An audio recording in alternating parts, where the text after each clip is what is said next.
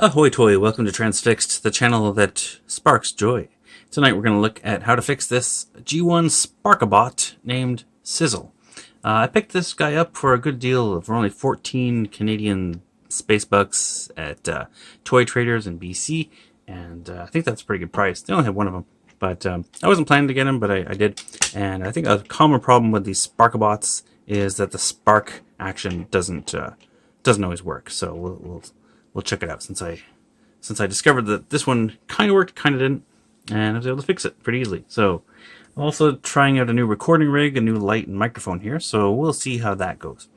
But it's pretty simple. So this little guy, he's like a funny car, and all you do to transform him is pull the legs down and then put the hood back. I added some oil to the joints, the arms, all around the arms and sides, and this hinge here, because it was pretty tight and I didn't want to break anything, so I used a bit of my Toolbox Buddy oil here, which is always good to keep on hand. And yeah, you can see there's a hole here because I already took out the mechanism, but I will show you how it comes out. This is the mechanism here, so this just goes inside. I forgot to put it back in, sorry, but it just sits inside. This wheel down here is attached to a gear, so when you move the car, I mean, it does roll on the wheels. I guess I have to transform it back.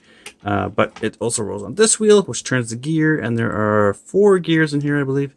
And then this metal wheel here, which has kind of like a file texture on it, rubs against another, like a flint. So inside this part here is a flint that's held in place, and it's supposed to rub against it, and that's what creates the sparks.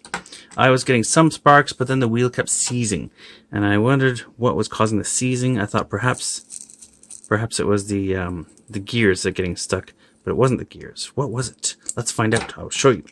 So, like I said, we'll just pull his legs down to get him partly transformed, and then we just have to remove. There's only 6 screws. We just remove these 2. Actually, they don't seem to fall out. I don't know why, but they held in place there. And then I was going to take out these 4 because this wasn't quite enough to pry this open. This is where the sparks are supposed to fly out the back here. We'll put them back together so you can see how it all works. But prying this apart, I noticed that this is all one piece, right? In the part that goes inside the torso here. So we needed to loosen this up. I just loosened off these 2 screws at its waist here, and that was actually enough. I didn't have to do the 2 at the top. So once you've got it to this point, you can start pulling this apart. And I just use a little spudger here to pry this open. Just, you know, carefully, of course. He's an older toy from 1988. So yeah, make sure that's open. How did I do this before? I guess it's hard with a big camera in front of my face, but we just worked on both of these parts here. That's how I did it, like that. So once the sockets come out of the screw parts there, you can start to open this up. And like I said, we should be able to do this. Yeah, we just want to take out the orange part. And this is orange. It's showing up. Looks rather red on the camera, as far as I can tell. I don't know how it looks once I render this video, but it's actually orange. So anyway, once we get that separated, we can slide this out like that. All right, so there's nothing really to catch in there. That's not going to cause any problems. If you want to be safe, just take the whole thing apart, of course. But I think we can get by just with this. So once I got this out, this was sitting in here like that, right? That's how that looked. Sorry, I forgot to put that back in before I stuck it back together, but that's how it looked. So there's our wheel down there. So yeah, this would roll and then seize, roll and seize, and I could get a few sparks to come out. But yeah, once I got into it and cleaned this out, I noticed that here's the assembly, and this is just pinned together. There's 2 metal pins holding all these gears in place. Now I started prying this apart. It's not glued together or anything. It just pries apart. There's a little gap here that was easy to try to start spreading open. And when I started doing that, a little flake fell out, and then another one. So I wanted to be careful here. I wasn't sure what was going on. I didn't really want to take this whole thing apart for fear of not putting the gears back in the correct place. I didn't know if I'd be able to recreate the gearing system the way it's supposed to be. You know, because I'm not that smart, really. So anyway, so I pried this open, and I thought I'd get the flint out to take a look at the flint inside here, which is held in place, right? And when I did that, I got these little flakes, these little pieces came out here. I'll show you. The more I opened it up and shook it, the more of these I got. What had happened was the flint broke. Right, so there's the little slivers of the flint. But luckily there was enough of it intact that it still did its thing. So I don't know if I can get the whole thing out. I don't think I actually removed the entire thing, but you can see there's the main piece of it in there. I guess it just shattered. Maybe it had caught at some point or been dropped, but it just splintered into these little shards came off here. So if that's happened to yours, it's easy to fix. You just take those out. I don't know if that's always the way these break or if there's other things that go wrong with them. But once you get in here, yeah, maybe you want to put some oil in here to lubricate these gears as well. Don't get any oil on the metal part, of course. This is weird too, because this wheel seems to sometimes spin without moving the gear. I don't know what's going on there. Maybe it's too loose. Yeah, I was finding if I pushed it all together, the whole thing seizes up. But now that those little shards are gone, it works fine. So while I was in there, I just cleaned it out, and we'll drop this back in. It goes this way, so the flint goes at the back of the car, and now when you roll this, it should make some sparks. Oh, there's the screw fell out. You should see some sparks flying here. Let's see. I'm not seeing sparks. Oh, there we go. There we go. We got a bit of sparking going on there. That's better. So just drop that back in. I think that's all we have to do. I'm not going to glue this together or anything. It just seems to hold together fine on its own. And then yeah, we'll just put this guy back together. Put the tab in there.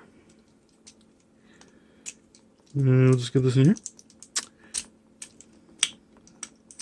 Close this back up. There we go. Now I just got to drop the screw back in here. Use this. Make sure you got the right size driver bit. We don't want to over tighten it, just tighten it up till it's snug. That's the great thing about these old toys, is that you can just unscrew them and put them back together.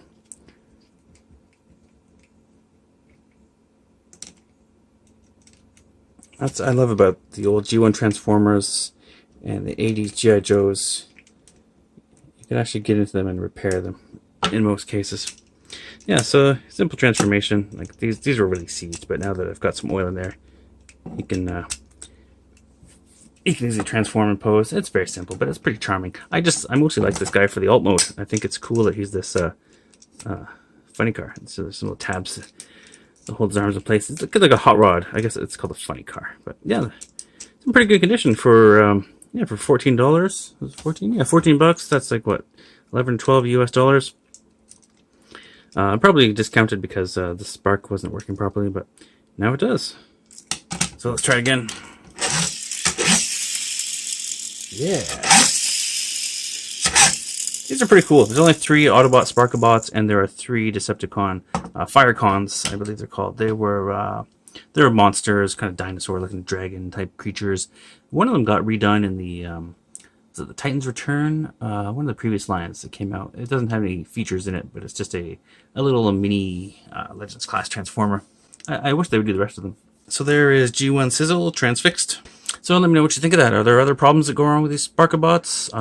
Yeah, maybe I'll pick up the rest. I'm enjoying collecting the old G1 stuff that I missed out on. I wasn't really going to collect these, but you know, it's kind of neat. The alt mode sold me on it, and I also got one TriggerCon. I got Windsweeper here because he was in really good shape. This one was 35 bucks, but I really wanted the other ones. I wanted Backstreet, and I wanted maybe Override, but they didn't have those in good condition. But these are cool. I like the again, I wasn't going to collect the TriggerCons and TriggerBots, but I kind of like them. So the chrome on this one was good.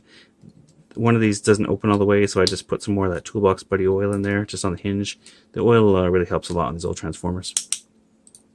And as I say, this one is in good condition, so I'll just show him off since this is a short video. But yeah, it's kind of cool that they have this this trigger feature.